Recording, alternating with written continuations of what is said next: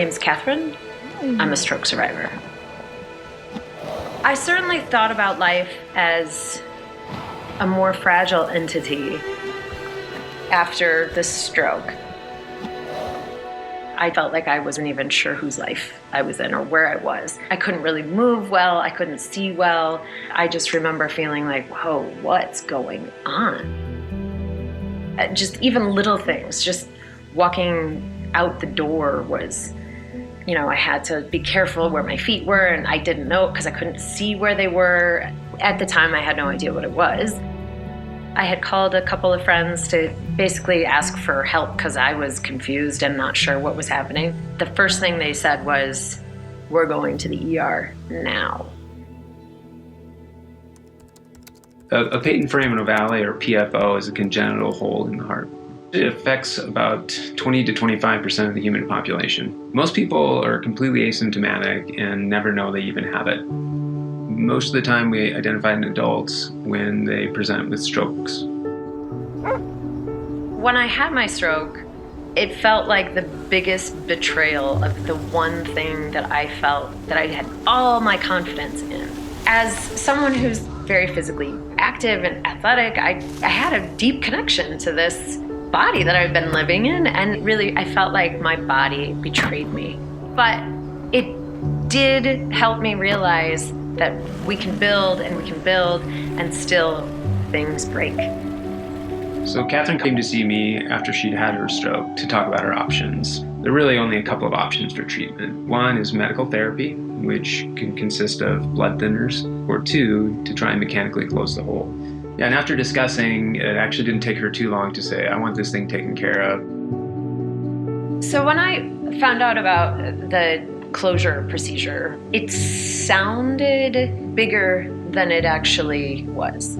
As I got closer and closer to the day of the procedure, and I had actually had some time to sit and kind of understand it more, I realized that it really wasn't that big of a deal. So it might have been difficult to have to go through, but I actually think it would be so much harder to have another stroke. So having a quick outpatient procedure was, I'll take it any day over a stroke. Almost all PFOs are now closed what we call percutaneously by introducing catheters through veins in the leg. Once we get up to the heart with the catheters, we actually cross the hole, and then a device is deployed across the septum, which is the wall that separates the right and left side of the heart.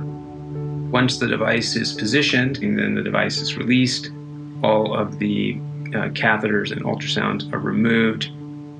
Patients usually are up and walking around within about 4 to 5 hours. And it's been exciting along to see the development of the technology through the decades. We just have wonderful industry partners that are developing products that really make the procedure safer, simpler, and very effective.